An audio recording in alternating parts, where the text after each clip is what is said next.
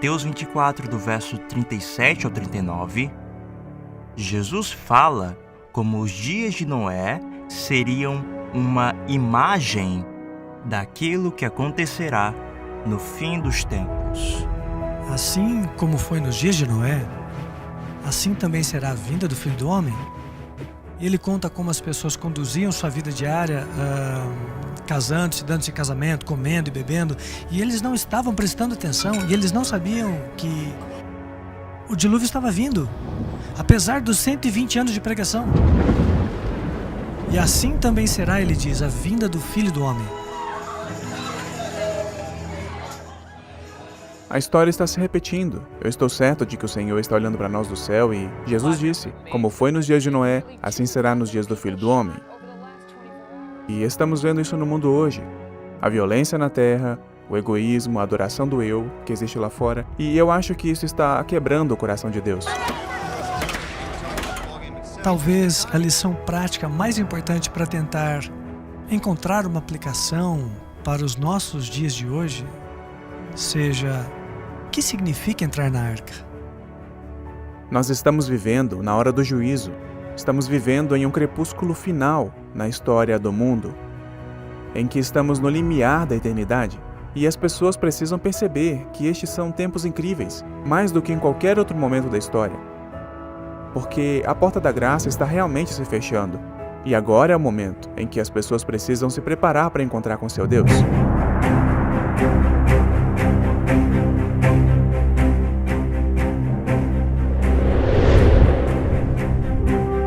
O que aconteceu antes do dilúvio vai acontecer de novo, logo antes da segunda vinda de Cristo. Aqueles que não têm perspectiva, os que não estão atentos à mensagem bíblica, eles continuarão como estão, seguindo o curso normal da vida, e eles não verão o fim chegar.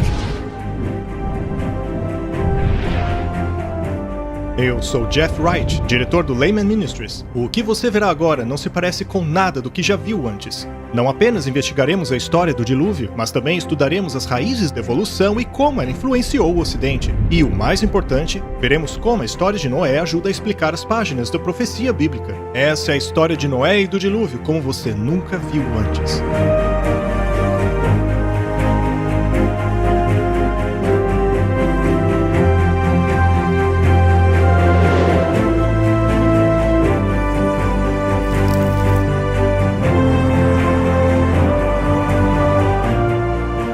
Muitos cristãos aguardam pela segunda vinda de Cristo e se perguntam o que acontecerá ao planeta Terra. É muito pertinente que estudemos a história de Noé e do dilúvio, pois essa história bíblica extraordinária nos revela mais a respeito do futuro do que pensamos. Na verdade, as evidências estão por toda parte.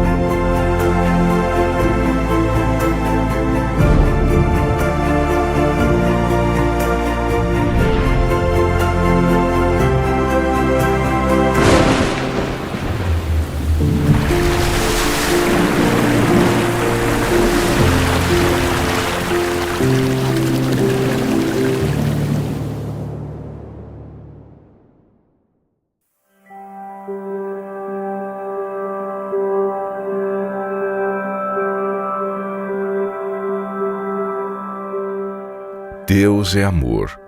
Sua natureza, sua lei é amor. Sempre foi assim e sempre será. Cada parte da criação, desde o mais pequeno inseto que flutua debaixo de um raio de sol, até as grandes galáxias nos confins do espaço, tudo é a expressão de seu amor inescrutável.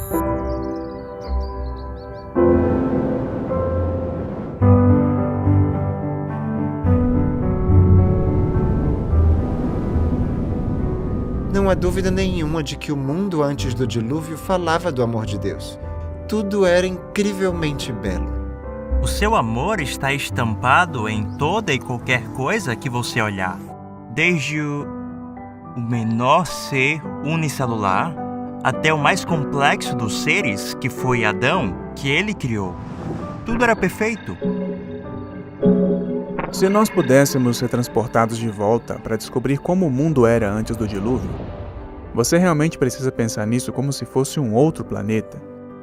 Eles estavam rodeados por alimentos em abundância. Toda a natureza era incrivelmente bela.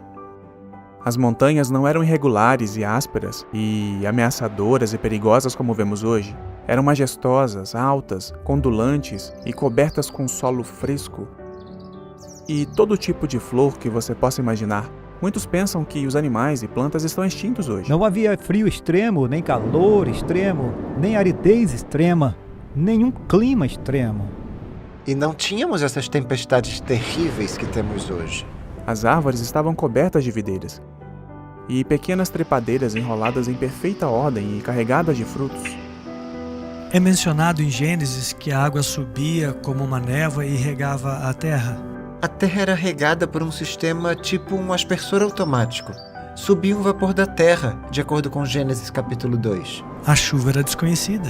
Pedras preciosas, ouro e prata, eram simplesmente abundantes na superfície do solo. Aqui temos um paraíso, se você quiser colocar dessa maneira, que era, em diferentes aspectos, essa biosfera que permitia o desenvolvimento de seres humanos e animais. É claro que a expectativa de vida das pessoas era muito longa, de acordo com o relato bíblico. Quando Deus faz isso, ele diz que era bom, muito bom. E foi diante de toda aquela beleza que o homem pecou. Ele realmente não tinha desculpa, porque Deus havia providenciado tudo o que ele precisava. Tudo estava em harmonia e tudo era perfeito. É óbvio que não vivemos no mundo perfeito. Na verdade, se considerarmos que mais de 70% da Terra está coberta de água, esse planeta nem é tão acolhedor assim para a vida humana. Além disso, há lugares frios, desertos, cordilheiras. Mas será que sempre foi assim? Ou aconteceu algo que mudou drasticamente a superfície da Terra? O dilúvio alterou completamente a geografia da Terra. Esses pequenos pedaços da natureza que são quebrados e que nos revelam o verdadeiro horror do pecado. E o que vemos em nosso mundo hoje é a consequência disso. O homem começou a tentar encontrar a felicidade por meio do egoísmo, da pecaminosidade e da maldade. Mas Deus é tão amoroso. Ele disse: ainda tem gente lá embaixo que eu posso salvar. Quero salvar o máximo de pessoas que eu puder. Eu vou adverti-los. Se eles ainda tiverem algum fio de qualidades redimíveis e se buscarem, eu salvarei. E então ele criou essa arca. Ele criou um veículo através do qual eles poderiam ser salvos. E Noé, um mensageiro através do qual eles poderiam aprender. Deus está nos avisando. Deus nos dá revelações proféticas para nos arrependermos. Ignorar seria desastroso, assim como foi para aqueles nos dias de Noé. Em muitos aspectos, a história de Noé e do dilúvio é uma demonstração literal das profecias de Apocalipse. Eu lhe convido agora a estudar as profecias de Apocalipse, regressando aos dias de Noé.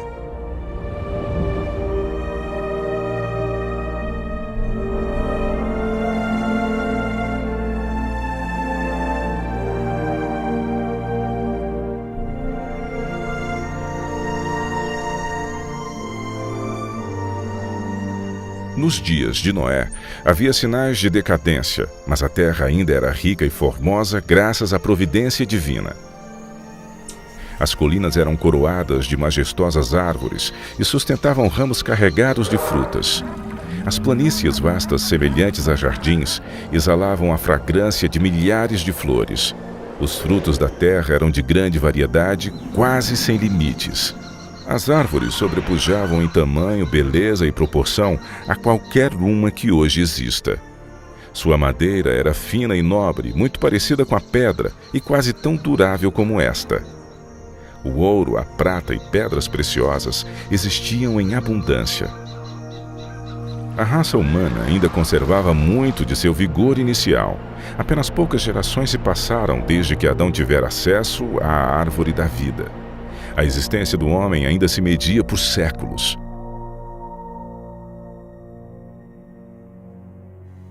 Se aquele povo longevo houvesse se dedicado ao serviço de Deus, com suas raras capacidades para planejar e executar, teriam feito do nome de seu Criador um louvor na terra e correspondido ao propósito por que Ele lhes dera a vida. Eles, porém, não fizeram isto. Havia homens de grande estatura e famosos por sua sabedoria, habilidosos para imaginar as mais maravilhosas obras. Sua culpa, porém, ao dar rédeas soltas à iniquidade, estava em proporção com a sua perícia e habilidade mental. Deus dera aos antediluvianos muitas e riquíssimas dádivas, mas usaram a sua generosidade para se glorificarem e as tornaram em maldição, fixando suas afeições nos dons ao invés de no doador. Utilizavam o ouro, a prata, as pedras preciosas e as finas madeiras na construção de mansões para si, esforçando-se por sobrepujar uns aos outros no embelezamento de suas moradas com a mais habilidosa mão de obra. Procuravam apenas satisfazer os desejos de seu orgulhoso coração e se deleitavam em cenas de prazer e impiedade. Sem vontade de conhecer a Deus, logo negaram a sua existência. Adoravam a natureza ao invés do Deus da natureza.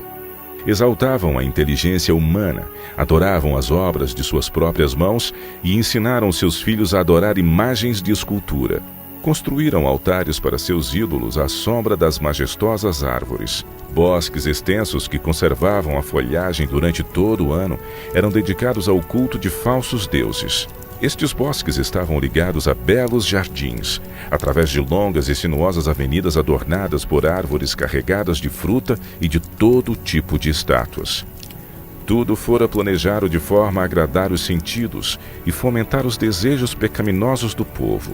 Isso os induziu a participarem do culto idólatra. Os adoradores de falsos deuses dotaram suas divindades com atributos e paixões humanas, e assim sua norma de caráter se degradou à semelhança da humanidade pecadora. Viu o Senhor que a maldade do homem se multiplicara sobre a terra, e que toda a imaginação dos pensamentos de seu coração era só má continuamente. A terra corrompeu-se diante da face de Deus e encheu-se de violência. Deus deu ao homem os seus mandamentos como regra de vida, mas a sua lei era transgredida e todos os pecados imagináveis eram praticados. A maldade do homem era aberta e ousada, a justiça pisada no pó. Os gritos dos oprimidos chegavam até ao céu.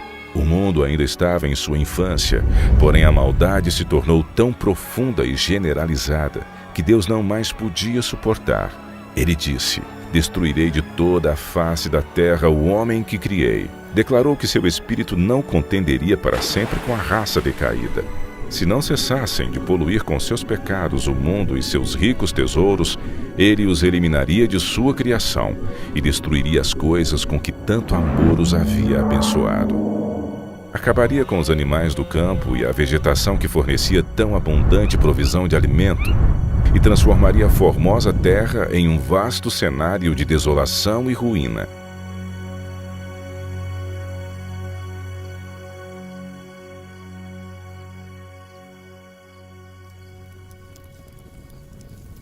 "120 anos antes do dilúvio, o Senhor declarou seu propósito a Noé por meio de um santo anjo e ordenou-lhe construir uma arca. Enquanto construía a arca, ele deveria pregar que Deus traria um dilúvio de água sobre a terra para destruir os ímpios. Os que crescem na mensagem e se preparassem para aquele acontecimento pelo arrependimento e reforma de vida, encontrariam perdão e seriam salvos.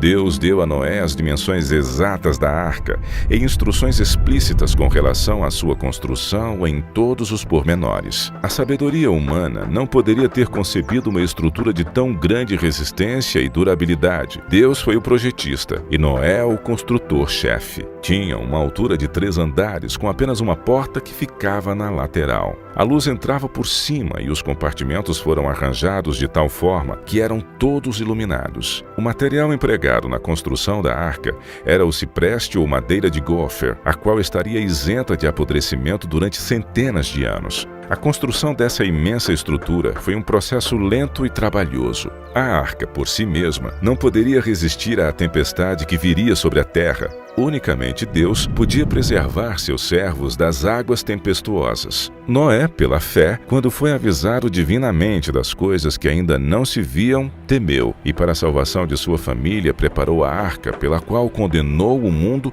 e foi herdeiro da justiça que é segundo a fé. Enquanto Noé pregava sua mensagem de advertência ao mundo, seu trabalho testemunhava de sua sinceridade. Assim, a sua fé foi aperfeiçoada e manifestada. Deu exemplo ao mundo ao acreditar naquilo que Deus havia dito. Tudo o que possuía, ele empregou na arca. Enquanto construía aquele imenso barco em terra seca, multidões de todos os lados vinham para assistirem à estranha cena e ouvirem as palavras fervorosas daquele pregador tão especial. Cada martelada desferida naquela arca era um testemunho para o povo. Ainda assim, não se arrependeram diante de Deus, não quiseram renunciar a seus pecados. Durante o tempo que se passou antes da chegada do dilúvio, a fé deles foi provada e não suportaram a prova. Vencidos pela incredulidade da maioria, voltaram-se aos seus companheiros anteriores, rejeitando a solene mensagem. Alguns ficaram profundamente convencidos e teriam atendido às palavras de aviso, mas tantos eram os que zombavam e ridicularizavam que acabaram participando do mesmo espírito. Nem todos os homens daquela geração eram idólatras no sentido mais amplo do termo. Muitos professavam adorar a Deus. Diziam que seus ídolos eram representações da divindade e que por meio deles o povo poderia obter uma concepção mais clara do ser divino. Esforçando-se para representarem a Deus por meio de objetos materiais, cegaram a mente ao poder e majestade do Criador. Deixaram de ver a santidade de seu caráter ou da natureza sagrada e imutável dos seus mandamentos. À medida que o pecado se generalizava, este parecia cada vez menos grave. E finalmente declararam que a lei divina não estava mais em vigor, que era contrário ao caráter de Deus castigar a transgressão, e acabaram negando que os seus juízos cairiam sobre a terra.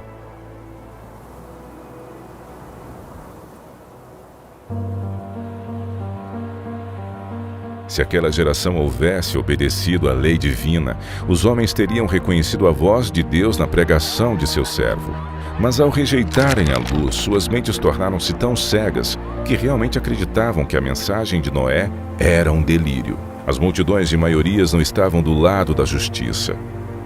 O mundo voltou-se contra a justiça e a lei de Deus. Noé foi considerado um fanático. O mundo ria-se da loucura daquele homem iludido. E ao invés de humilharem seus corações diante de Deus, insistiram em sua desobediência e maldade como se Deus não tivesse falado através de seu servo. Noé permaneceu firme como uma rocha em meio à tempestade. Rodeado pelo desdém e ridicularização popular, ele se distinguiu por sua santa integridade e fidelidade inquebrantável. Suas palavras eram acompanhadas de poder.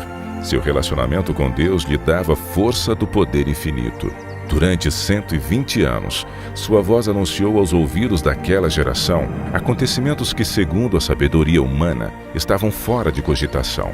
O mundo antes do dilúvio argumentava que as leis da natureza haviam permanecido inalteradas por séculos. As estações haviam sucedido umas às outras. Até ali, nunca havia chovido. A terra era regada por uma neblina ou orvalho, mas devido à sua obstinada resistência às reprovações da consciência, aquela geração encheu a medida de sua iniquidade e se tornou madura para a destruição. Seu tempo de graça estava prestes a terminar. Noé havia seguido fielmente as instruções que havia recebido de Deus. A arca havia sido concluída exatamente como Deus determinara. Havia provisão de alimentos para homens e animais. E agora o servo de Deus fez o seu último e solene apelo ao povo. Em um angustiante apelo que as palavras não podem descrever, Noé suplicou que buscassem refúgio enquanto ainda podiam achar.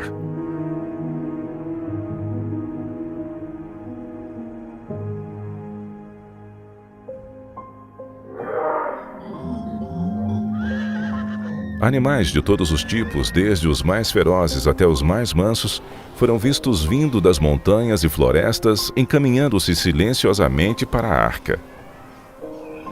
Ouviu-se então um ruído como um forte vento, e eis que surgiram aves de todos os lados e em tal quantidade, que chegaram a escurecer os céus e em perfeita ordem entraram na arca. Ao contrário daqueles animais, os homens não obedeceram a Deus. Guiados por anjos de 2 em 2, entraram na arca macho e fêmea, assim como Deus ordenara. Os animais limpos de 7 em 7, o mundo contemplava maravilhado. Alguns tiveram medo e chamaram seus filósofos para explicarem aquele estranho fenômeno. Ainda assim foi em vão, pois era um fenômeno que não podiam compreender. Deus ordenou a Noé: entra tu e toda a tua casa na arca, porque te achei justo diante de mim e desta geração. O mundo havia rechaçado as advertências de Noé, mas a sua influência e exemplo foi uma bênção para a sua família. Como recompensa de sua fidelidade e integridade, Deus salvou com Noé todos os membros de sua família.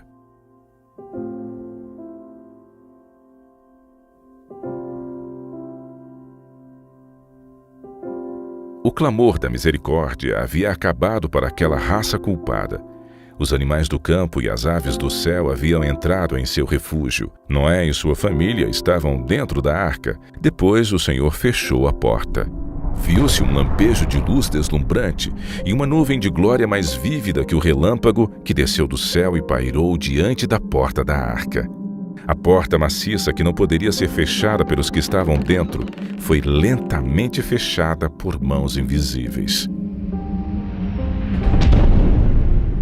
Noé ficou do lado de dentro, enquanto aqueles que rejeitaram a misericórdia de Deus do lado de fora. O selo de Deus havia sido posto na porta. Deus a havia fechado e somente Deus poderia abri-la.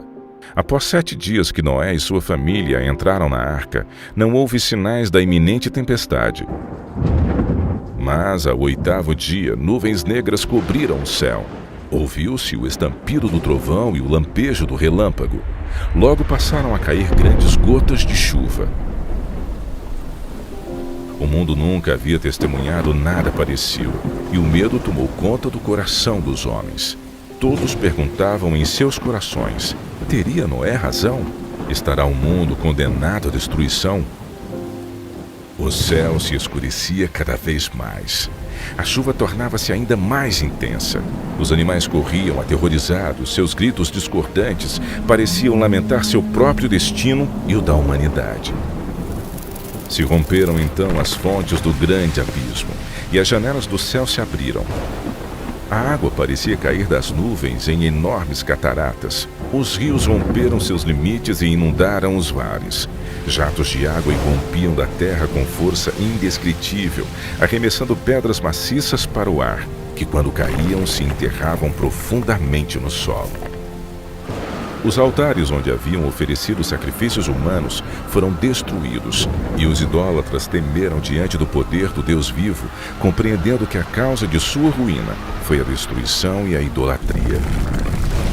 À medida que a violência da tempestade aumentava, árvores, edifícios, rochas e terra foram lançados em todas as direções.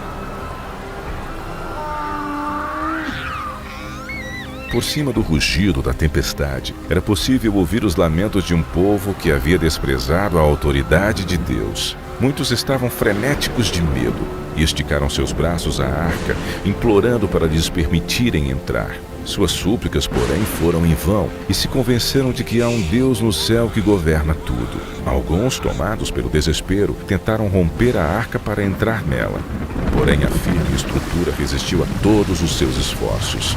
Outros se penduraram na arca, até serem arrancados pelas forças das águas ou caírem devido à colisão com rochas e árvores. Cada fibra da maciça arca tremia quando era golpeada pelos violentos ventos que a empurravam de um lado para o outro. Os gritos dos animais dentro da arca expressavam seu medo e dor. Ainda assim, apesar de toda a violência dos elementos, a arca continuava flutuando em segurança. Algumas pessoas tomaram seus filhos e agarraram-se aos lombos de animais, sabendo que estes procurariam salvar as suas vidas subindo nas montanhas mais altas, a fim de escapar da água que não parava de subir. Outros se ataram às altas árvores que estavam no cume das montanhas. Refúgio após refúgio que prometia segurança acabava sendo abandonado.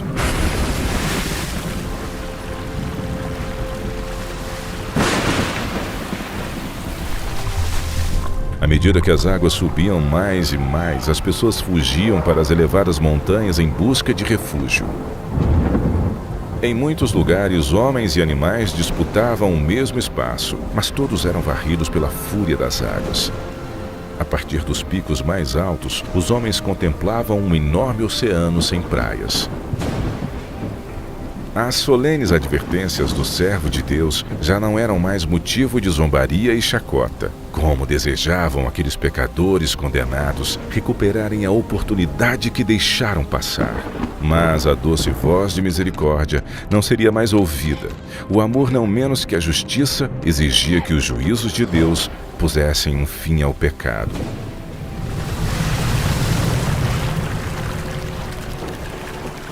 As águas vingadoras varreram o último refúgio. Aqueles que desprezaram a Deus morreram naquelas águas escuras. Pela palavra de Deus, aquele mundo pereceu coberto com as águas do dilúvio. Mas os céus e a terra, que agora existem, estão reservados pela mesma palavra para o fogo até o dia do juízo e da perdição dos homens ímpios. Outra tempestade está por vir, e pecado e pecadores serão destruídos. Deus é amor. Ainda assim, há um limite de tempo para suportar a maldade. Vimos que Deus enviou um dilúvio para acabar com a maldade daquela época. Mas resta uma pergunta. Poderia ter havido uma catástrofe mundial sem que ela houvesse deixado um vestígio sequer? O dilúvio universal é mais do que uma história de um livro. É uma história escrita na Terra. E essas evidências físicas permanecem escritas como testemunhas para nós. Chegou a hora de começarmos a investigar o juízo.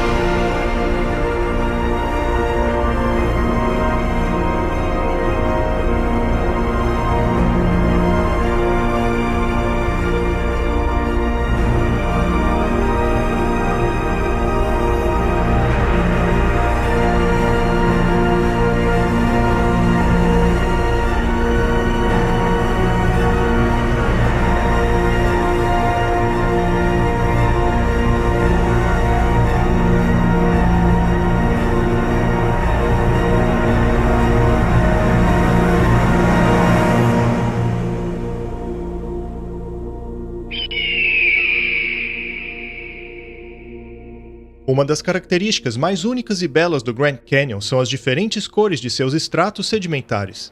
Elas são vistas ao longo da parede do canyon por quilômetros. Essas camadas de calcário e arenito acabam criando esse arco-íris nas rochas. É essa característica do Grand Canyon que o torna tão belo de ser contemplado. E são justamente essas camadas que nos dão a maior pista de como o Grand Canyon foi formado.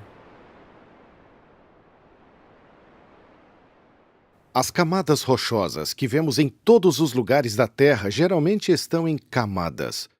As rochas sedimentares estão quase todas depositadas pelas águas. Vemos que essas camadas de rochas são de turbiditos, o que quer dizer que uma grande catástrofe provocou uma ação turbidítica, carregando aquela enorme quantidade de sedimentos por meio de água. Então a água traz a lama ou areia, ou mesmo materiais mais grosseiros, carrega e deposita em uma camada. É normalmente assim que as rochas são formadas na coluna geológica. E então existem diferentes tipos de sedimentos que acabam fazendo com que as rochas pareçam bem diferentes, bem em cima uma da outra. Mas a pergunta é, depois da formação dessa camada, quanto tempo se passa até a próxima camada se formar em cima dela? A tendência geral é crer que, ao longo de milhões de anos, um oceano avançou sobre o continente, depositou uma camada de sedimento e então se retirou, deixando o solo seco mais uma vez. Durante este período seco, que teria durado dezenas de milhões de anos, esta camada sedimentar estaria exposta aos elementos do clima e à erosão. E se apenas ficar lá, sem ser coberto rapidamente, então muitas coisas acontecem. As plantas crescem nela, as raízes se espalham, vira moradia de animais. As correntes de água vão cavar canais nela. Então ela não fica intacta. Dezenas de milhões de anos de ação atmosférica e erosão teriam deixado uma grande quantidade de irregularidades entre os estratos, como, por exemplo, colinas e vales. Mas não é isso que vemos. Há pouca variação entre os níveis, eles são extremamente planos. E esse período de tempo que supostamente ocorre entre duas camadas pode ser de 10 milhões de anos, pode ser de 15 milhões, pode ser de até 150 milhões de anos, como a gente vê numa certa parte do Grand Canyon, nos depósitos do Grand Canyon. Você espera tanta erosão, na verdade, tanta erosão, que todo o registro já deveria ter acabado há muito tempo atrás. A taxa média de erosão é de cerca de 61 milímetros a cada 1000 anos. Aplicando a taxa de erosão de 61 milímetros a cada 1000 anos, ao longo de um período de 150 milhões de anos, não deveríamos ter 90 metros de erosão, tampouco 900 metros de erosão, mas 9 quilômetros de erosão. Todos os sedimentos juntos que compõem os estratos do Grand Canyon deveriam ter suportado uma erosão 6 vezes maior. Mas o que vemos são estratos horizontais. Isso indica que foram depositados rapidamente em uma sequência muito veloz. Então, é realista achar que 150 milhões de anos se passaram e nada aconteceu com essa camada? Não foram erodidos grandes vales. Realmente não parece que houve esse tempo entre essas diferentes camadas.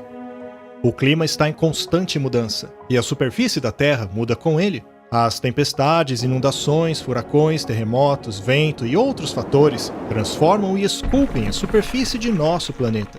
Estes elementos sempre depositam novos sedimentos ou erodem o sedimento presente, fazendo com que a superfície se torne irregular. É o tempo que causa essa mudança. Assim, ao vermos que o ponto de contato entre essas camadas não apresentam sinais de erosão ou de deposição, não faz sentido a ideia de que milhões de anos se passaram sem que a superfície dessas camadas sofresse alteração.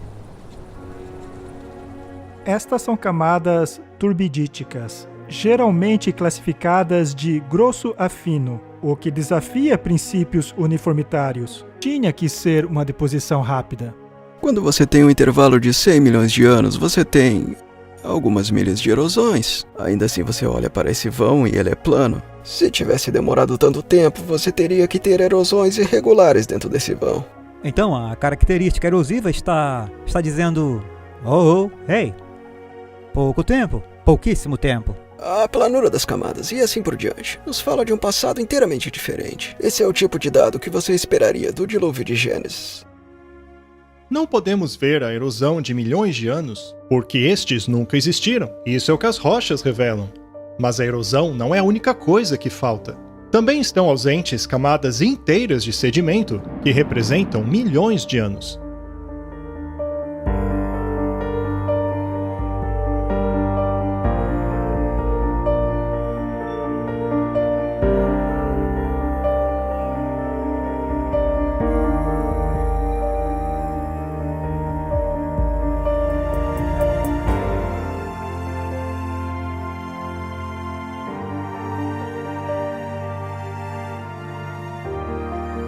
Aqui no Grand Canyon podem ver que atrás de mim há essa rocha de coloração mais clara chamada de arenito coconino. Ela está bem acima dessa mais escura chamada de folhelho permiano.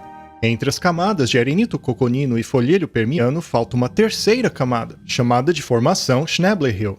Veja nesta imagem o arenito coconino de cor mais clara, seguido logo abaixo pela formação Schnabel Hill, aquela que está ausente no Grand Canyon. Abaixo da formação Schnabel Hill está o folhelho permiano, um pouco mais escurecido devido à vegetação do vale.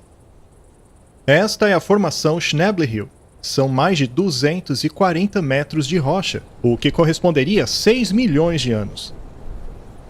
Isso é um grande problema para a ciência, já que aquela camada não deveria estar ausente. Isto porque, na mente de um geólogo moderno, cada camada está atrelada a um período de tempo. E eliminar uma camada de rocha significa eliminar este período de tempo. A explicação sugerida para este problema é a de que as camadas ausentes de fato existiram. Elas foram formadas acima das camadas inferiores, e a suposta razão para o seu desaparecimento teria sido a ação da erosão até a camada anterior. Então, com o passar do tempo, o próximo estrato teria tomado o lugar da antiga camada.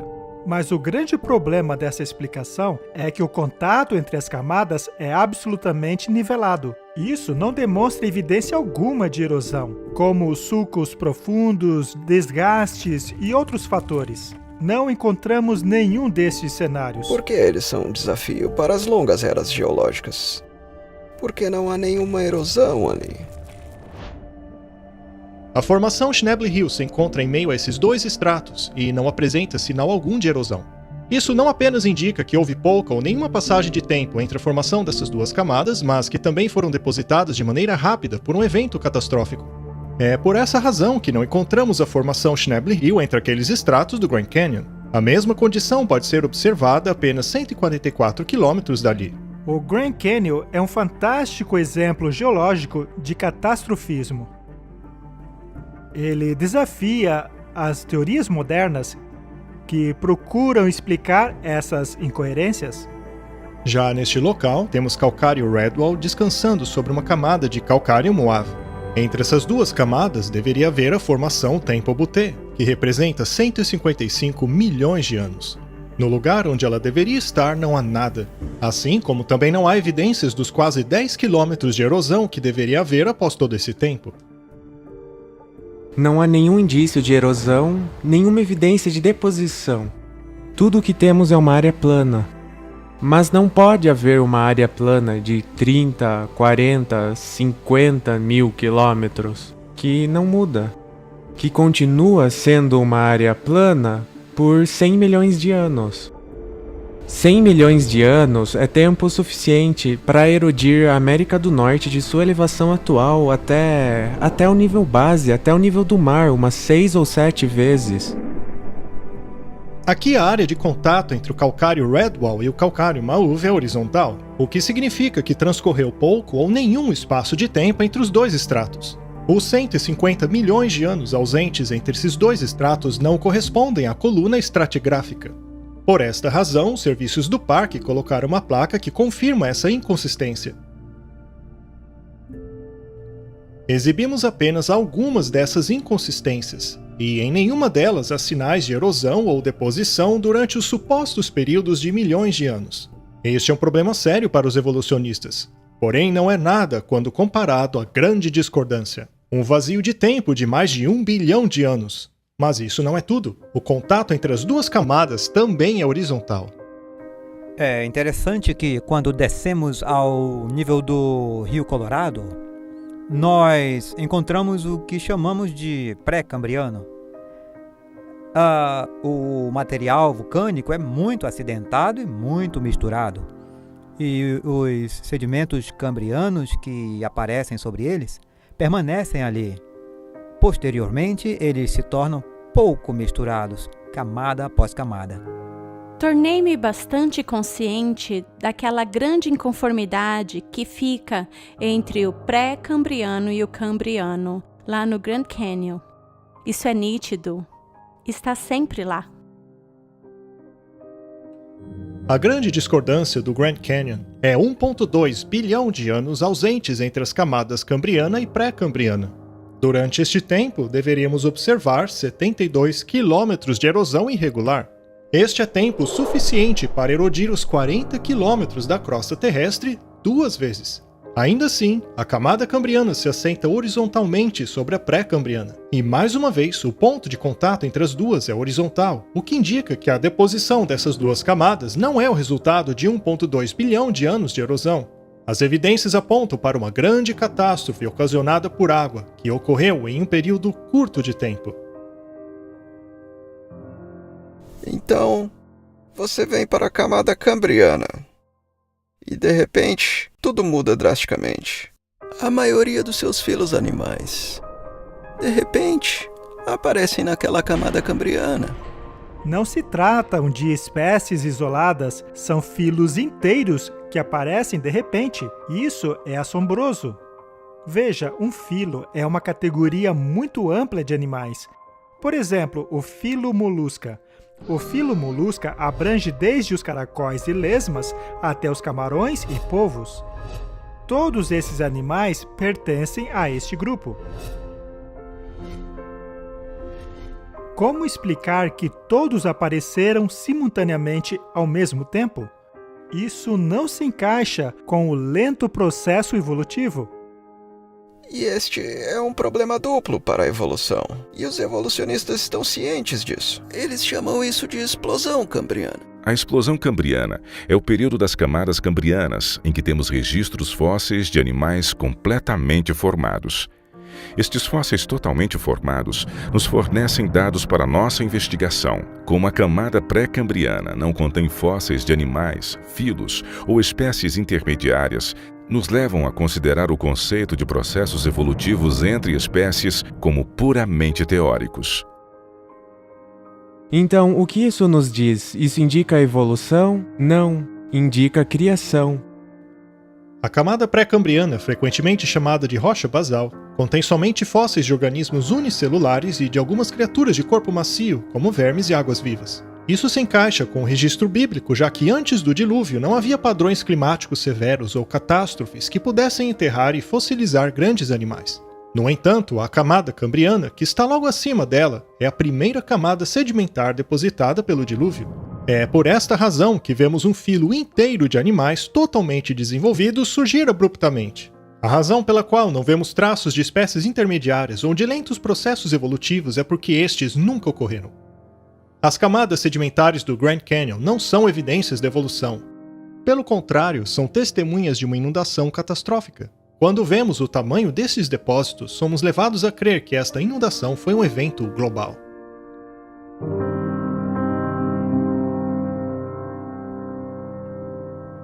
Quando olhamos para o Grand Canyon, é possível ver todas as camadas em sua lateral. E todas essas camadas se estendem por centenas de quilômetros.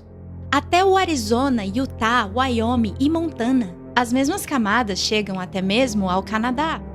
O arenito da Pitts, que se encontra no fundo do Grand Canyon, foi a primeira camada depositada pelo dilúvio.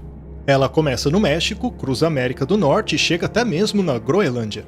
A formação Morrison cobre cerca de 643 mil quilômetros quadrados do Novo México ao Canadá. E o arenito de São Pedro cobre aproximadamente 800 mil quilômetros quadrados. Ao observarmos aquelas camadas, vemos que todas elas estão niveladas horizontalmente. Isso não apenas mostra que aquelas camadas foram assentadas rapidamente, mas também revela que não houve milhões de anos de erosão entre elas. A ausência de erosão entre as camadas do Grand Canyon mostra que estas foram depositadas rapidamente por uma catástrofe. E o fato destas camadas percorrerem centenas de quilômetros, passando por vários estados e chegando até mesmo ao Canadá, revela que a dimensão da catástrofe foi muito maior do que qualquer coisa que o homem moderno já viu.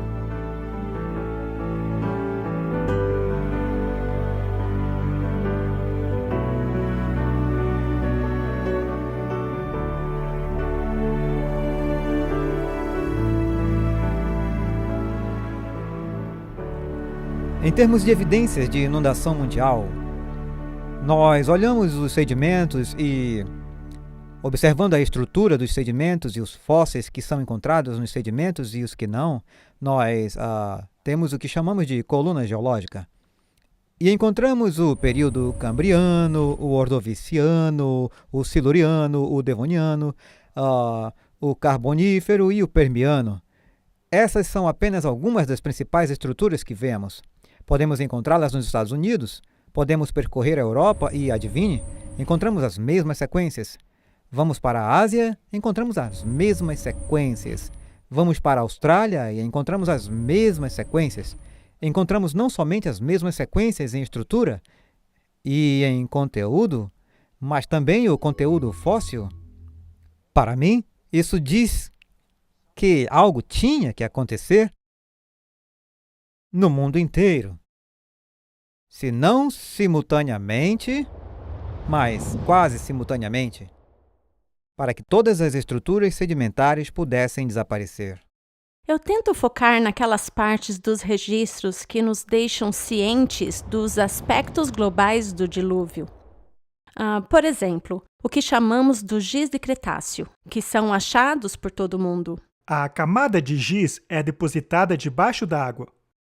Ela é formada a partir dos esqueletos de carbonato de cálcio dos foraminíferos, que são organismos marinhos. E há uma enorme quantidade desses organismos. Esta camada de giz não está apenas entre os continentes, mas por todo o continente. Como explicar isso se ela é depositada apenas debaixo d'água? Isso nos leva a crer que todo o planeta esteve embaixo d'água ao mesmo tempo. Essas são evidências tão fortes que de fato houve um dilúvio universal, de que o indivíduo precisa de muita, mas muita imaginação para vê-las como uma série de avanços e retrocessos periódicos do mar. E esses são somente um dos tipos de depósitos que nos diz que tivemos alguma coisa acontecendo em uma escala mundial. Porque você tem o carvão em várias partes do mundo, todos no exato mesmo lugar e registro geológico. Descobriremos que eles estão assentados sobre uma camada de ferro com areia que chamamos de arenito glauconítico. E vamos encontrar o arenito glauconítico na Inglaterra. Podemos encontrar as mesmas estruturas aqui nos Estados Unidos, no Alabama e em toda aquela área. Podemos encontrá-las na Austrália. E adivinhe, todos eles estão assentados sobre o arenito glauconítico, todos têm os mesmos tipos de fósseis, todo o negócio está lá. Mas é uma evidência de que houve continuidade em todo o mundo. Eu estou aqui na margem sul do Grand Canyon, a 2.000 metros acima do nível do mar. Isto é o que chamamos de formação de calcário Kaibab. Esta rocha sedimentar é encontrada sobre todo o estado de Nevada, Utah e Arizona, chegando até mesmo na Califórnia. Ela está repleta de fósseis marinhos. E o fato de fósseis marinhos serem encontrados aqui indica que essa camada se formou rapidamente para que fosse possível o processo de fossilização. Existem certos tipos de formação de calcário. Há uma formação de calcário característica que você encontra no Grand Canyon e em outras áreas do Paleozoico. Você as encontra também na Europa, na Ásia e em outras partes do mundo. Então você encontra esses calcários muito típicos de serem globais em sua distribuição. Conforme você vê o registro, há coisas que são características aqui que estão ao redor do mundo. Você continua um pouco mais e vê coisas diferentes que são características em torno do mundo, e se continuar vai ver outros tipos de rochas que têm características em todo o mundo e assim por diante. Existem muitos exemplos disso. E então, por que essas coisas são tão globais? Eu acho que a melhor explicação é uma catástrofe global. A larga distribuição de giz e outras camadas sedimentares condiz com aquilo que esperaríamos de uma catástrofe mundial. Já os fósseis, normalmente considerados uma evidência da evolução, são, na verdade, uma forte evidência do relato bíblico do dilúvio. Encontrar os mesmos fósseis nas mesmas camadas, em todo o mundo, para mim é outro ponto forte e marcante de que houve uma inundação global, um fenômeno global. E ao olharmos para o registro fóssil, encontraremos fósseis menores e menos complexos no fundo. E à medida que atravessarmos a coluna geológica, encontraremos uma complexidade cada vez maior. Isso acaba levando a muitas pessoas a concluir que houve uma progressão evolutiva no registro fóssil, que vai desde o simples até o complexo. Acontece que isso não existe. Não existem animais simples. Todo animal já encontrado é incrivelmente complexo. E muitas pessoas falam sobre eles como a primeira aparência de vida. Eu gostaria de propor que olhássemos não como um registro de vida, mas como um registro de morte. É a primeira aparência da preservação das coisas que estão morrendo. Nós temos esta complexa destruição aquosa, o dilúvio, acontecendo. E ao mesmo tempo em que estes sedimentos estão se instalando, eles também prendem as formas de vida à medida que morrem, da simples a mais e mais complexa. É óbvio que quando o ambiente é coberto com turbidito, os seres que vivem no fundo serão enterrados no fundo. Já os que são capazes de nadar mais alto são enterrados a um nível superior, e os que já se encontravam na parte superior serão encontrados lá mesmo. É exatamente o que vemos no registro. Encontramos peixes fossilizados que se encontram em sua posição de nado, até mesmo com comida em suas bocas. Isto é prova de uma morte instantânea. Os fósseis se formam apenas em decorrência de um enterro rápido. E para que haja um enterro rápido é necessária uma catástrofe. Um deslizamento causado por chuva forte ou inundação pode prover essa condição. O fato de haver tantos fósseis encontrados pelo mundo, todos nas mesmas camadas, é evidência de um enterro rápido em escala global. Outra forte evidência de que isto é o resultado de um dilúvio global é o fato de muitos desses animais terem sido arrastados juntos por fortes correntezas. Estes são os cemitérios fósseis.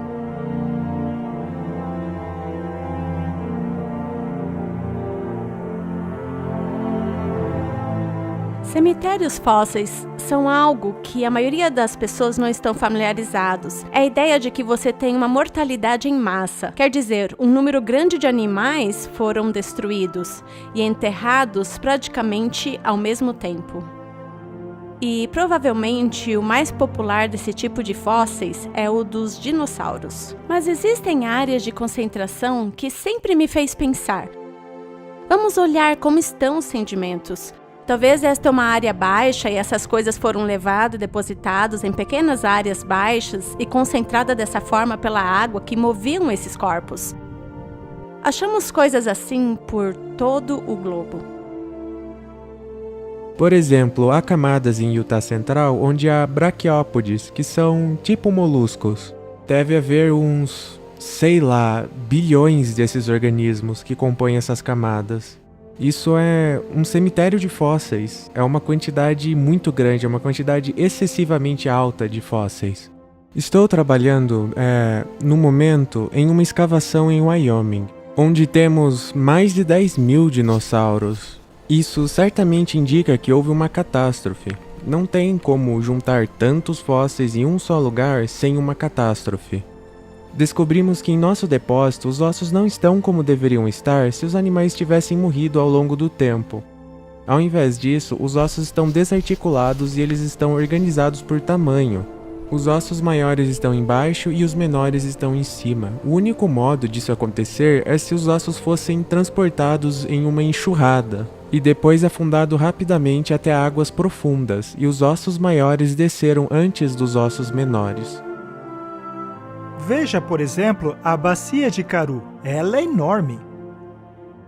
E os dinossauros e criaturas se encontram em uma posição de corrente de água. O pensamento moderno diria que esses animais teriam sido depositados em bacias e rios que se espalharam por praticamente todo o continente. Isso seria um rio gigantesco. Não vemos isso acontecendo hoje. É necessário imaginar um mundo totalmente diferente no passado. Há muitas coisas que apontam para um dilúvio universal.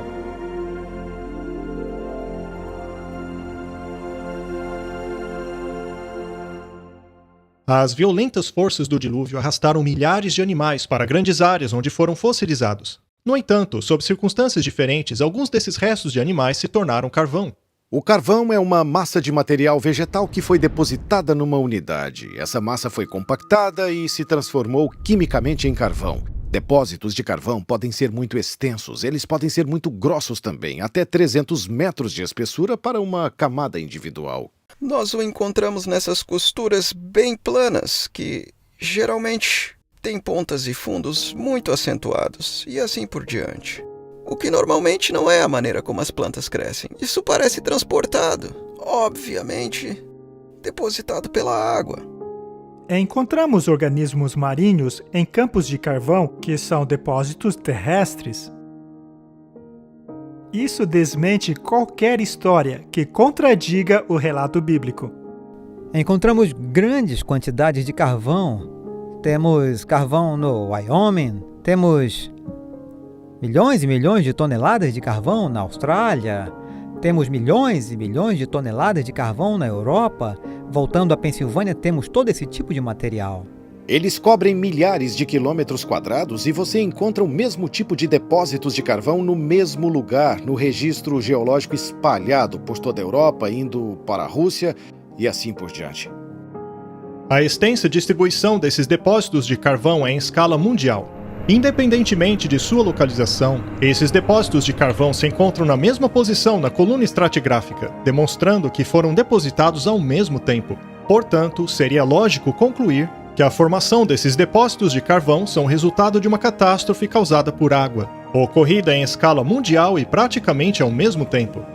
Estima-se que sejam necessários de 600 a 900 centímetros de vegetação para formar 30 centímetros de carvão. Alguns desses depósitos possuem mais de 30 metros de espessura, o que exigiria mais de 60 ou 90 metros de vegetação cobrindo uma área de muitos milhares de quilômetros quadrados. Quando os cientistas observam a quantidade de carvão existente na Terra, se dão conta que nem toda a vegetação existente no planeta seria capaz de formar essa quantidade de carvão. E é verdade. A diferença é que eles acreditam que todo esse carvão foi resultado de milhões de anos de acumulação. A Bíblia, por outro lado, diz que a Terra antes do dilúvio era um planeta verde exuberante. Não é improvável que isso venha apenas da vegetação que existia pouco antes do dilúvio.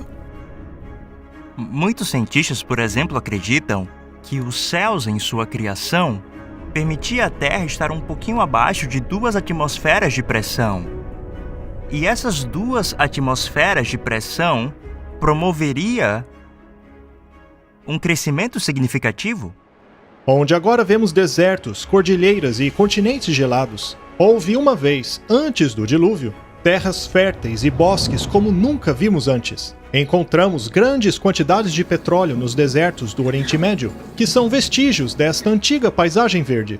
Os cientistas descobriram, através de perfurações, que um dia a Antártica já foi um continente tropical coberto por palmeiras. As enormes florestas enterradas durante o dilúvio e que depois se transformaram em carvão e petróleo formam os extensos depósitos que vemos hoje em dia. Estas são apenas algumas das evidências que testificam do grande amor de Deus pelo homem mediante a criação de um planeta verde exuberante, e que mais tarde foi destruído por uma catástrofe de água, exatamente como a Bíblia diz. O dilúvio é um evento que harmoniza o que vemos na geologia. Em termos de uma criação recente de Deus, em apenas 6 dias, alguns milhares de anos atrás, como descrito na Bíblia.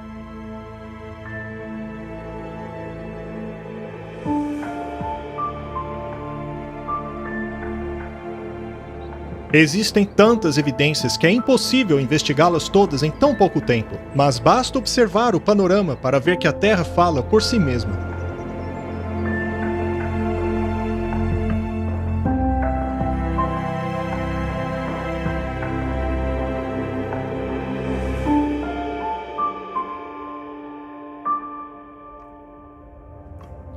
Vimos que não há erosão entre as diferentes camadas horizontais do Grand Canyon, o que indica que estas camadas foram depositadas rapidamente e não após milhões de anos.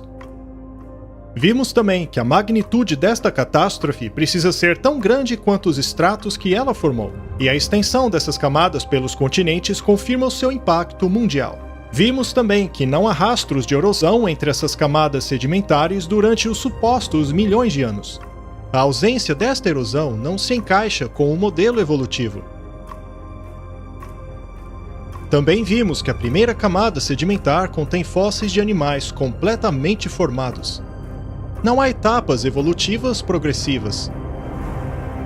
A existência de fósseis nessas camadas são a evidência de que esses animais foram enterrados rapidamente.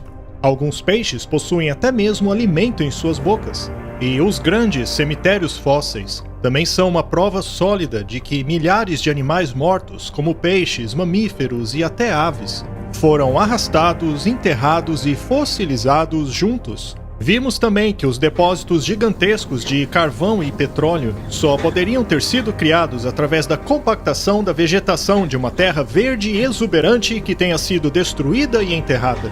Vimos como a camada de giz do Cretáceo, formada pelo dilúvio, cobre todos os continentes, apontando para um desastre global. Quando consideramos todas essas evidências, vemos que a própria Terra revela que, em algum dia, ela foi destruída por uma catástrofe mundial causada por água.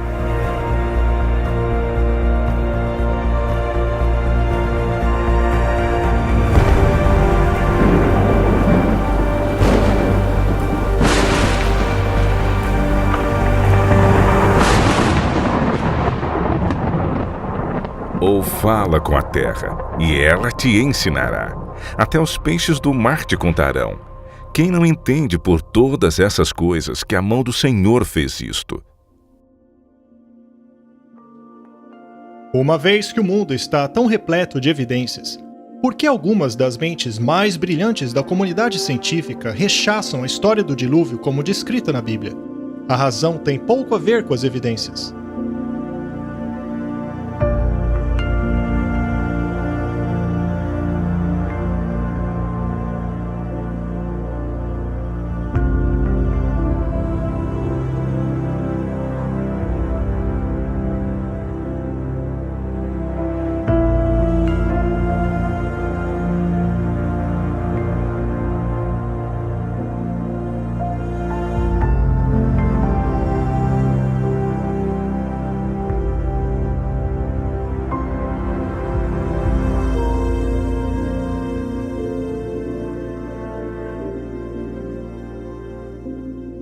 A Bíblia nos dá uma explicação da história, que a Terra e a vida foram criadas, tudo foi criado perfeito e então mudou por causa do pecado. Se isso for verdade, por que tantos cientistas se opõem totalmente a esse ponto de vista? O motivo tem mais a ver com visão de mundo do que com dados. Deixar as perspectivas religiosas. Fora disso não se resolve esse problema. O preconceito não é um problema religioso, mas humano. Não importa o que professamos, se dissermos eu sou cristão e rejeito a biologia evolucionista, ou eu sou evolucionista e rejeito o cristianismo, ou se eu estiver andando em círculos entre estes dois, ainda assim, tudo que fazemos, tudo que vemos, tudo que dizemos e percebemos, toda a nossa visão de mundo, o jeito que formulamos os nossos conceitos, nossos pensamentos sobre tudo que vemos e sabemos sobre o mundo ao nosso redor, são inevitavelmente afetados por essas duas visões. Essa visão de mundo tem uma forte influência sobre o que nós percebemos e no tipo de perguntas que fazemos. Se você limitar o número de interpretações que você pode adicionar à sua cosmovisão, então, obviamente, isso vai limitar os tipos de teorias que você pode criar. Então, por exemplo, se você está olhando para uma cosmovisão materialista e você está olhando para esses equipamentos moleculares incríveis que eu gosto de usar, ou a informação que está gravada no DNA, há um grande número de teorias que você pode criar baseado nesses dados que você coletou. Mas se você é um materialista, nenhuma das suas teorias poderia sugerir que uma mente inteligente escreveu essa informação no DNA. Essa é uma teoria que não é permitida. A grande verdade é que a evolução contraria as leis da física. Veja, tudo se transforma de um nível superior para o inferior. O que sempre acontece é a regressão e nunca o contrário. Essa é a lei da termodinâmica. A vida procura desafiar a lei da termodinâmica. Assim, o que temos é uma teoria que basicamente viola cada lei da física. E ainda assim, é uma das teorias mais reconhecidas e até mesmo protegidas pela legislação. É realmente inacreditável. A ciência se define como uma exploração sistemática que constrói, organiza o conhecimento em forma de explicações comprováveis e previsões sobre o universo. O problema da evolução é que suas explicações não podem ser provadas. A evolução necessita que algo que não está vivo possa por si mesmo criar algo vivo. Esse misterioso evento não pode ser observado em nenhum lugar, nem na natureza e nem em laboratório. Ela, portanto, não segue o método científico, o que a impede de ser estabelecida como um fato científico. Toda a vida é composta por DNA, uma forma muito complexa de se organizar informação. A razão pela qual os processos naturais não podem e nunca poderão produzir vida é porque os processos naturais não geram ou organizam informação. A organização requer inteligência. Onde vemos evidência de organização, vemos evidência de Deus. Portanto, a revelação mais suprema que o estudo da ciência e do mundo natural pode dar ao homem é o descobrimento da existência do sobrenatural. Apesar disso, o orgulho humano e sua insistência em ter o mundo sem Deus acaba influenciando os nossos tribunais e sistemas educacionais. A lei obriga que a evolução seja ensinada como um fato infalível. As pessoas me fazem perguntas sobre por que é que a ciência parece estar cada vez mais e mais confiante em seu compromisso com uma ex-origem completamente evolutiva da vida. É porque temos mais dados? Não, realmente não é isso. É porque a ciência tem uma certa visão de mundo e a confiança nessa visão está cada vez mais forte. E acho que parte disso é por causa das batalhas políticas sobre o que será ensinado nas escolas públicas. Quando nos mandam ensinar esta teoria, o que eles estão fazendo, pelo menos na minha opinião, é obrigar a todos os professores a mentir, já que os professores têm que ensinar essa teoria, que é uma hipótese da ciência moderna, enquanto existem teorias melhores para explicar aquilo que vemos e que são excluídas. O mais justo a se fazer seria apresentar as duas teorias aos estudantes, para que eles mesmos pudessem escolher. Mas a maneira como está se fazendo hoje vai contra toda a lógica. Você não fala de Deus em nossos livros didáticos, livros científicos e históricos e assim por diante. Deus está fora de cena. Mas e se Deus realmente existir? Não é assim que se encontra a verdade. Então é assim que a cosmovisão pode limitar as coisas. Uma das coisas que eu realmente aprecio sobre a cosmovisão bíblica que os cristãos aceitam é que ele é libertador. Não podemos dizer que toda a realidade é apenas o que eu posso ver mecanicamente, e assim por diante. Não há nada que nos diga que tudo isso é realidade. Eu prefiro uma abordagem mais ampla. Vamos incluir Deus nas possibilidades. E olhar para os dados científicos. E os dados científicos, eles tendem a nos apontar para Deus. Quando você diz, bem, eu não vou me envolver com religião ou com a Bíblia, porque isso não é ciência. Acho que você está sendo desnecessariamente restritivo e está eliminando a possibilidade de você investigar o que pode ser verdade.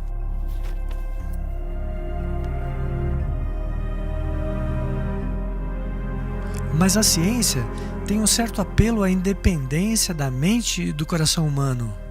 A ciência é o reino do ser humano. Isso é o que temos feito, isso é o que sabemos. Enquanto que a religião, a fé e o cristianismo são o reino de Deus. Acredito que o maior empecilho de aceitar o relato bíblico são as consequências de aceitá-lo.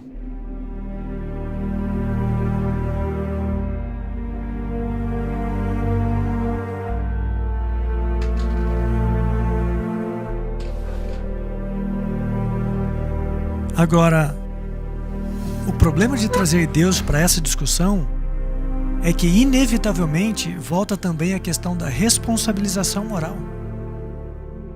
E dizer que tem moralidade em um paradigma evolucionista é enganar-se mesmo. Não pode haver um ser supremo e seres inferiores sem definir essa relação de alguma forma. E intuitivamente reconhecemos que há uma lei moral. E examinados por essa luz, não ficamos bem na cena. E, portanto, para escapar desse contexto de julgamento, para escapar do contexto de responsabilização moral, há uma tendência natural de querer se esquecer do Criador. E, consequentemente, coisas como a história do dilúvio, as evidências que ainda são visíveis na Terra, estas são coisas que talvez, de alguma forma, nosso subconsciente fica muito feliz encontrando uma explicação alternativa. Nós nos sentimos confortáveis deixando essa ideia de responsabilização moral. Eliminar a responsabilidade moral implica em reescrever a história do mundo. Adotou-se uma nova visão de mundo, uma visão de mundo que exclui o dilúvio. O objetivo disso é eliminar o juízo de Deus e, como consequência, eliminar a responsabilidade moral.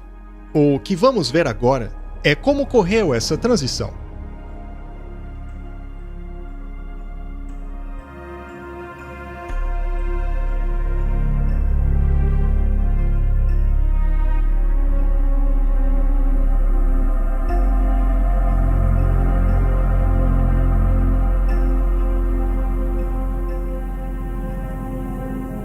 Se olharmos para a cultura popular de hoje, a história do dilúvio não é aquela normalmente aceita como literalmente verdadeira. Então fica fácil olhar para ela e dizer que ninguém acredita. Bem, isso meio que levanta a questão sobre o que se pensava nos milênios passados. E a resposta é: todo mundo acreditava. Na verdade, a história do dilúvio universal foi relatada vez após vez em culturas espalhadas ao redor do mundo.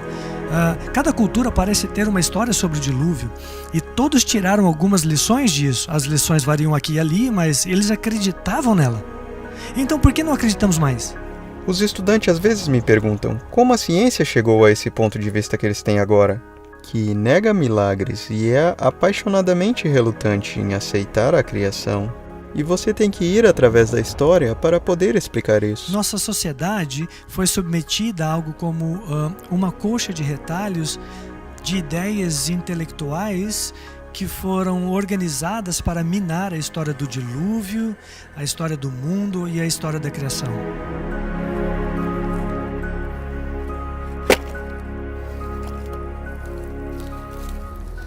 O grande acobertamento.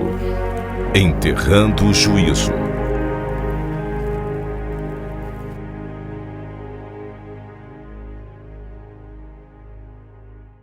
Toda a superfície da Terra foi alterada por um desastre causado por água.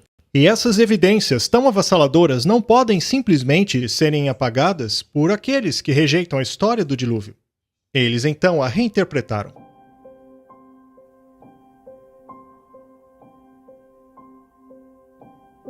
Alguns fatores na sociedade eram muito autocráticos, dogmáticos e perseguiam as pessoas, suprindo-as e dificultando muito a vida delas.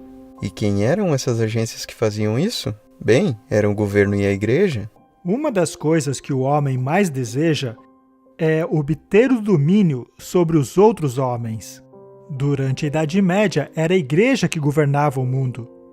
Então, durante a Idade Escura, ou período da Idade Média, por 1500 anos, tivemos esse marco monolítico, quase que universal, de governança da Igreja Católica por toda a Europa. Uma das arenas de combate no desenvolvimento da nova liberdade de pensamento, mesmo sob a influência da Igreja Católica nos últimos 1500 anos, com certeza era o campo da ciência. E as histórias desses cientistas são bastante conhecidas, desde Galileu a Newton, de Copérnico a Francis Bacon, que travaram conflito com a igreja. Provavelmente Galileu é um dos mais famosos. Ele promoveu o heliocentrismo, ou o Sol como centro, e todos os planetas girando ao redor, mas a igreja não gostou disso, por uma variedade de razões filosóficas. Manter a Terra no centro era filosoficamente importante. Essa era a marca da perfeição de Deus, e ter essa ideia circulando por aí de que a Terra não está onde achávamos que ela estava e de que outros planetas não giravam em círculos perfeitos, isso não foi nada popular. Então Galileu foi chamado pela Santa Inquisição, foi preso, ameaçado com punição severa e possivelmente morte. Nós usamos essa história hoje, infelizmente, muitas vezes para criar esse antagonismo intransponível entre o cristianismo e a ciência. E isso não é o que deveríamos aprender dessa lição, porque quando olhamos para os ensinos da igreja na Idade Média, em muitos casos, não é o que a Bíblia diz. O mundo estava dominado por um pensamento religioso muito rígido. E qualquer coisa que saísse desse esquema tão rígido era visto como uma ameaça à verdade. Algo que era contrário a Deus, contrário à Bíblia. E como tal, precisaria ser eliminado pela força, mediante a ação da Inquisição e da pena de morte. E chegou finalmente a um ponto na história onde as pessoas estavam cansadas disso. Elas estavam exaustas disso e a igreja estava perdendo sua credibilidade por causa disso. Por causa da forma como eles estavam tratando as pessoas. As pessoas estavam cansadas da forma que os governos haviam tratado elas. E isso ocasionou um movimento entre os estudiosos para se afastarem das autoridades e de quaisquer dessas agências autocráticas. O mundo via Deus como um Deus vingativo, que ficava à espreita, observando, só esperando alguém fazer alguma coisa de errado. E os reis governam não por amor, mas por ganância. Outros são controlados não por amor, mas por medo, incluindo a igreja. Percebendo o poder abusivo que prevaleceu por toda a Europa, eles totalmente rejeitaram a Igreja Católica, no qual, claro, na mente deles, significava rejeição total ao cristianismo. E isso abriu a porta para uma sociedade mais inclinada ao ateísmo. E, segundo a mentalidade do homem, quem era essa força restritiva? Bem, a força restritiva que impedia a expansão da mente era Deus. Portanto, vamos nos livrar dele, vamos nos livrar de Deus, para que assim possamos crescer intelectualmente. E foi isso que fizeram na Revolução Francesa. Ao invés de submeter as massas aos seus dogmas e cega submissão, a obra de Roma as tornou infiéis e revolucionárias. Consideraram que sua avareza e crueldade era fruto da Bíblia e que não mais aceitariam isso. Roma distorceu o caráter de Deus e agora os homens passaram a rejeitar a Bíblia e o seu autor. Isso desencadeou automaticamente a Revolução Francesa e a total anulação do poder da Igreja que se havia mantido sobre o povo por mais de 1000 anos. Na Assembleia Nacional da França, a turba revolucionária declarou que só prestaria culto à razão. Apresentaram então uma bela mulher vestindo uma capa azul e a proclamaram como deusa da razão. E eles então consagraram a deusa da razão. Aconteceu que a razão tomou o lugar da fé em Deus. Levaram essa mulher de carruagem até Notre-Dame, destruíram a igreja e passaram a pregar semanalmente o ateísmo. Os franceses reagiram aos séculos de perseguição por parte da Igreja Católica, estabelecendo uma nova forma de governo. No lugar de uma nação com uma visão de mundo cristã pervertida e dominada pela Igreja Católica, foi adotada pela sociedade uma visão de mundo ateísta desprovida de qualquer influência cristã. A isso chamamos iluminismo. Eles não queriam coisa alguma com Deus. Eles viram que Deus era tirânico. Pessoas eram forçadas a acreditar. Portanto, agora vamos retirar Deus da equação.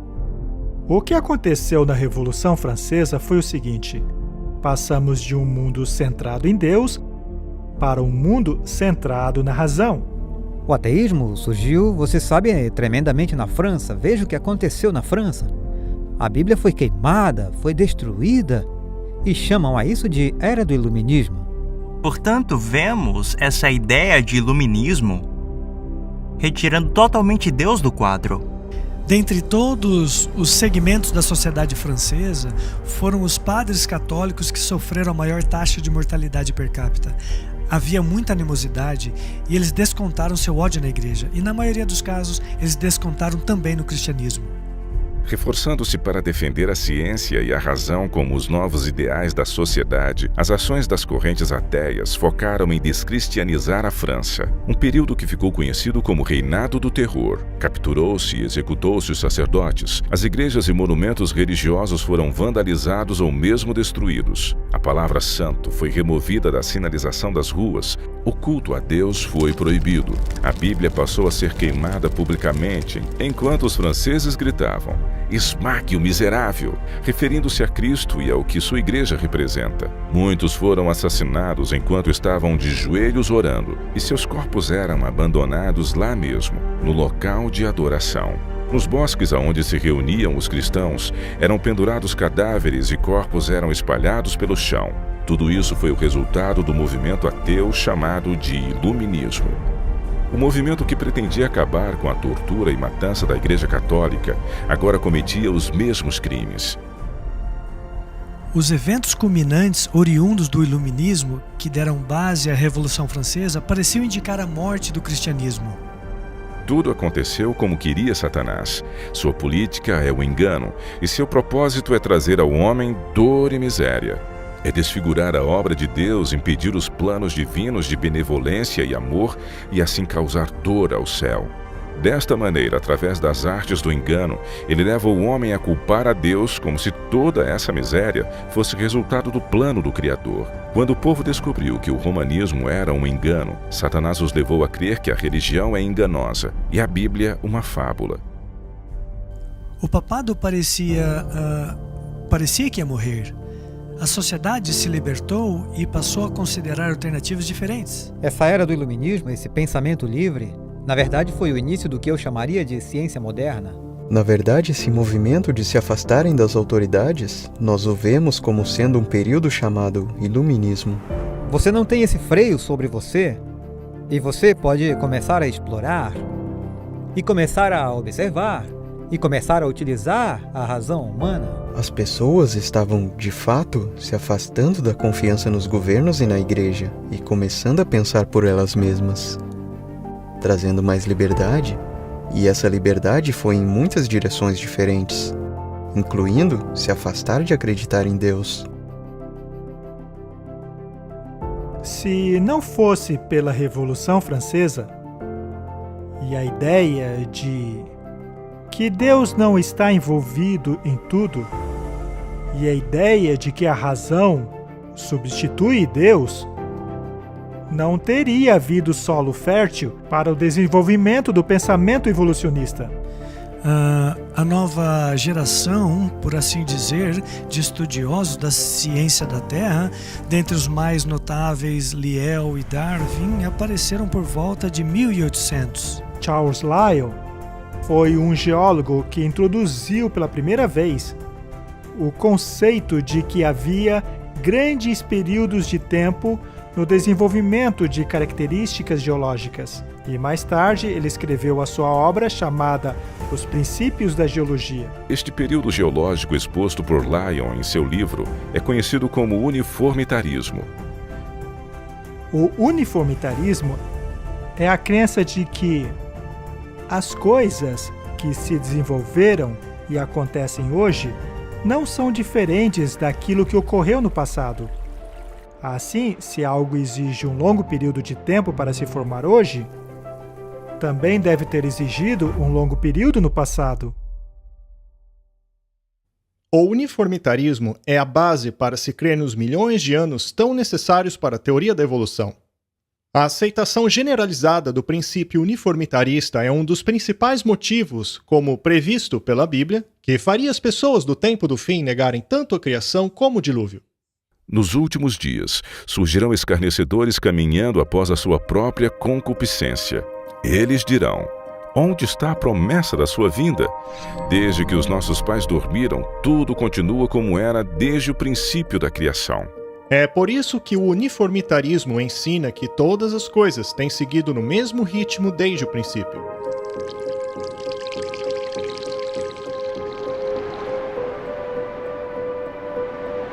Mas e se aconteceu uma catástrofe? E se houve uma enorme tempestade e todo o material que, segundo o uniformitarismo, desapareceria eventualmente, sumisse de repente? É isso o que vemos hoje.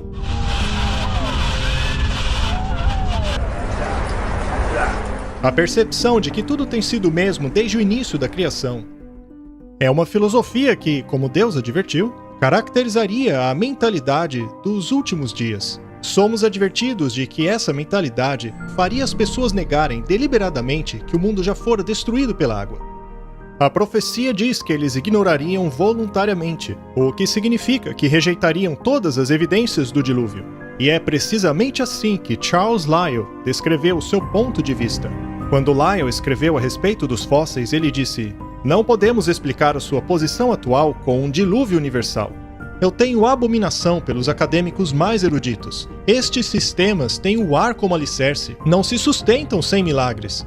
Como naturalista, Charles Lyell rechaçava todos os milagres como forma de explicação.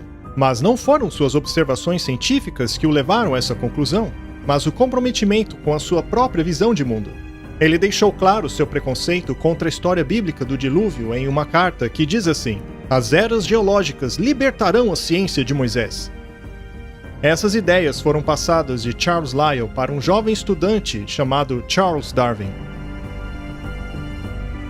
Quando Charles Darwin foi comissionado para viajar no navio Beagle, um dos livros que ele levou consigo foi o livro de Charles Lyell, O Princípio da Geologia, e lá estava ele, lendo aquela informação ao chegar nas Ilhas Galápagos. E então ele vê aqueles tentilhões. Aqueles tentilhões eram tão variados que lhe veio à mente a ideia de que aqueles tentilhões obviamente evoluíram de um parque e chegou àquelas ilhas. Então todas aquelas variedades chegaram a evoluir a partir daquele momento. Ele naturalmente pensou que esse processo deve ter levado algum tempo. E foi aí que as ideias de Lyell se encaixaram. Ele então concluiu o seguinte: se essa variedade que eu vejo aqui se desenvolveu através do tempo e da seleção natural, então Deus não criou nada. Darwin utilizou as ideias de Lyell sobre as eras geológicas e as aplicou à biologia.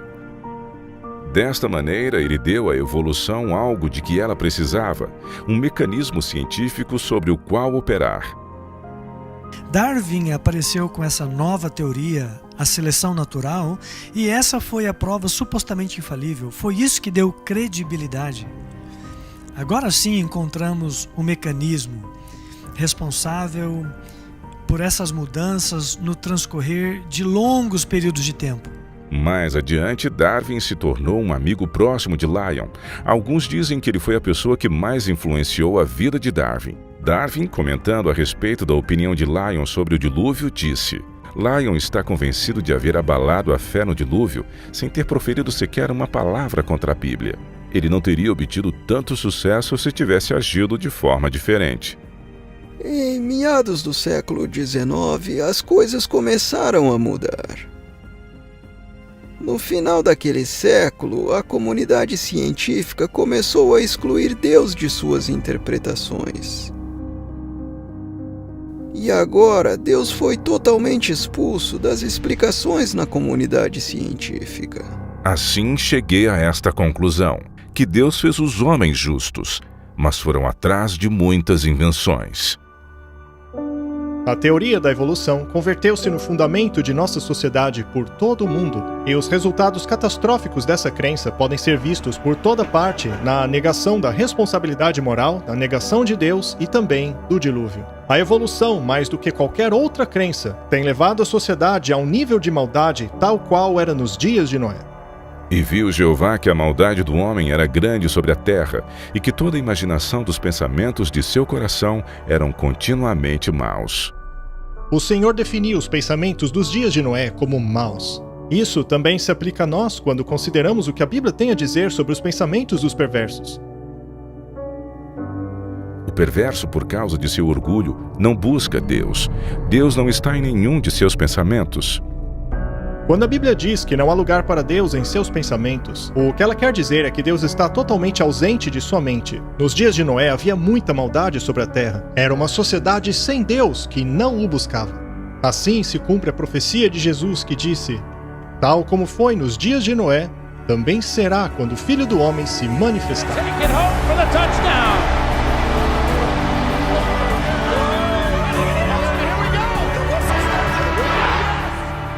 Nós estamos chegando a um ponto neste mundo hoje onde Deus está sendo marginalizado.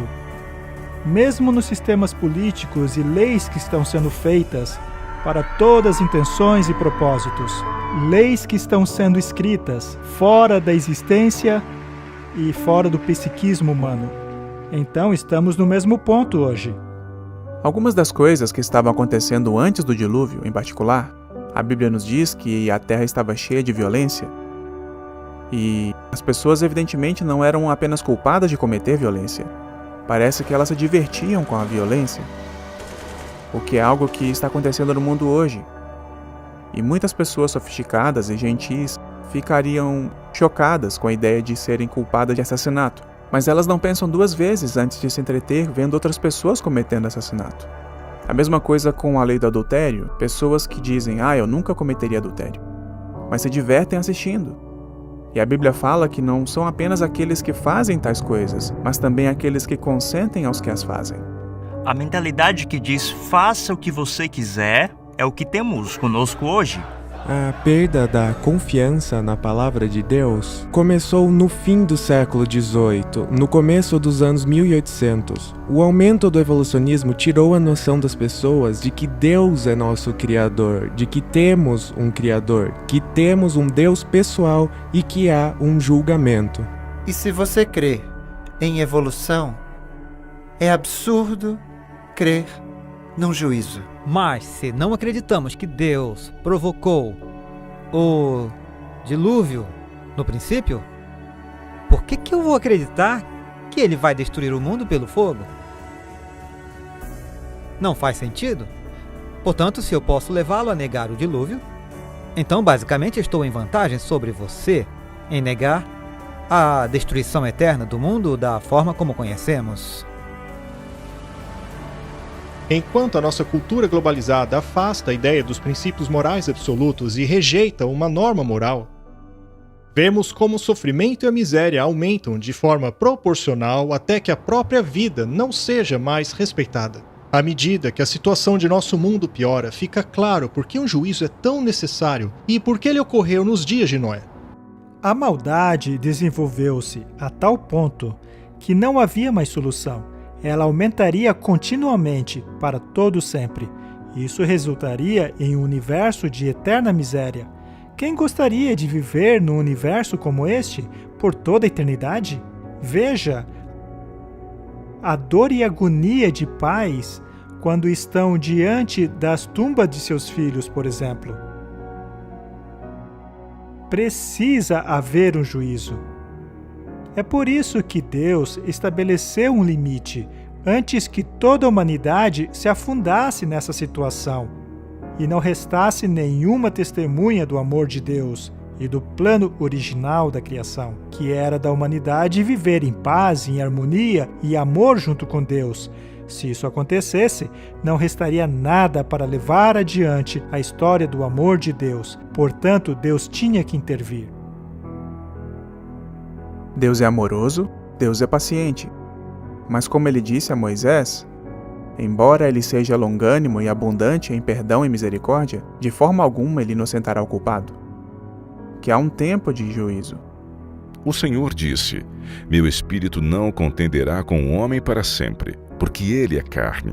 Seus dias passarão a ser 120 anos. Houve um período de 120 anos de advertências, de súplicas.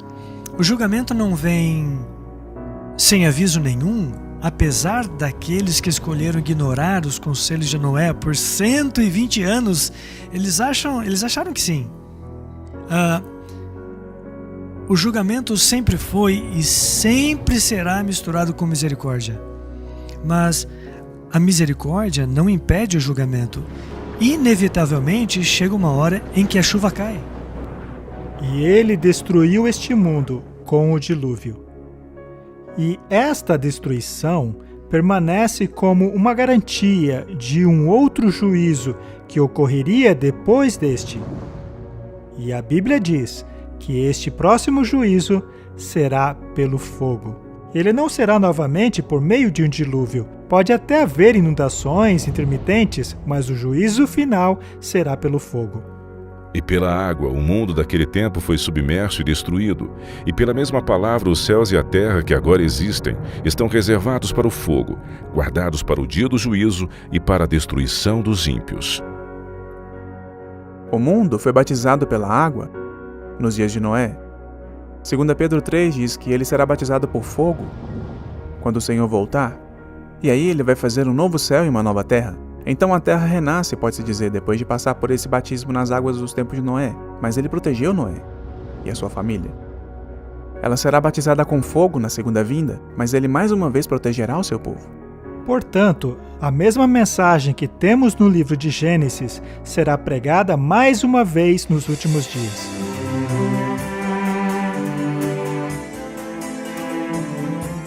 O fim dos tempos dos dias de Noé se repetirá, e as rochas e fósseis da terra são testemunhas disso. Assim como foi na história de Gênesis, o registro da própria terra serve como uma profecia que nos adverte que outro juízo está chegando. Mas quando? No tempo do fim, o homem recebe 3 avisos logo antes da segunda vinda de Cristo. Tais advertências são dadas por 3 anjos e são conhecidas como as 3 mensagens angélicas. Quando a mensagem de juízo foi dada nos dias de Noé, se deu o primeiro juízo da terra. E agora, no tempo do fim, a mensagem do primeiro anjo ecoa a advertência de Noé dizendo: chegou a hora do seu juízo.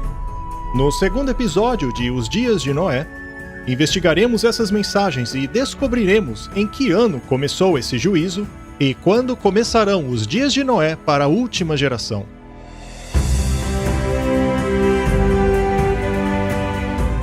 A história da Arca é praticamente um paralelo às 3 mensagens angélicas. As 3 mensagens angélicas de Apocalipse 14 são as últimas mensagens de Deus para o mundo. É uma mensagem para os últimos dias, e é uma mensagem que na verdade prepara o mundo para a vinda de Cristo. Noé seguiu as instruções de Deus na construção da arca. Veremos como as mensagens dos 3 anjos apontam para uma antiga estrutura projetada por Deus, que revela as instruções a serem seguidas pelo povo de Deus como preparação para o tempo do fim. A mensagem do primeiro anjo nos aponta a verdade, a mensagem do segundo anjo nos aponta a contrafação, e a mensagem do terceiro anjo diz: escolha. E Noé convidou o povo a uma escolha, sabe? Escolham. Façam a sua decisão, mas saibam que essa decisão é definitiva. Está chegando a hora do juízo. As pessoas estão sendo avisadas com antecedência porque Deus ama o homem e quer salvá-lo. E Deus mais uma vez verá a maldade humana e dirá que os pensamentos do seu coração e mente são continuamente maldosos e mais uma vez trará juízo. Portanto, é uma mensagem de advertência, é uma mensagem de amor, mas é também uma mensagem de que há um juízo iminente.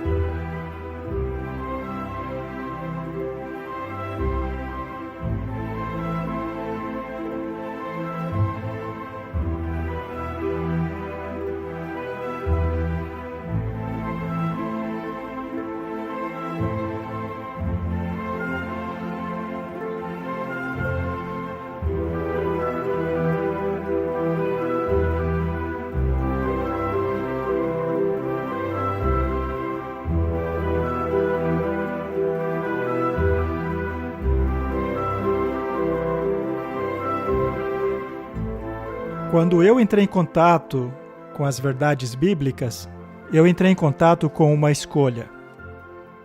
Eu era um ateu e a profecia me disse que havia um Deus.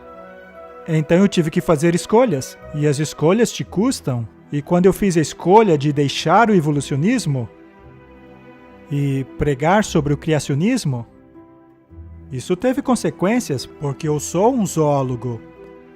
E eu estava em uma universidade secular, no departamento de zoologia. Então, a consequência foi que eu tive que sair, não mais disposto a me comprometer com aquilo que eu não acreditava por questões financeiras. Sabe, existem algumas coisas encorajadoras e sóbrias na história do dilúvio para mim. Uma é que você não pode esperar até que a mensagem se torne popular. Se for verdade, você tem que abraçá-la, não importa o que o resto do mundo faça. Alguém uma vez disse que uma ideia idiota ainda é uma ideia idiota, mesmo que 1 milhão de pessoas criem nela. E, embora Noé fosse minoria, está claro hoje que ele estava certo. E Deus está procurando pessoas que se levantem, mesmo que a verdade não seja popular. Minha fé cristã não depende do meu entendimento da ciência. Mas ainda fica a pergunta: se Deus é o autor tanto da ciência como da fé, não deveriam os relatos da Bíblia e da ciência coincidirem um com o outro? Acredito que podemos praticar ciência e fazer descobertas novas sobre o mundo ao nosso redor utilizando a Bíblia como princípio. Claro, isso me encorajou. Isso certamente me fez confiar na palavra de Deus. E por isso eu sou grato.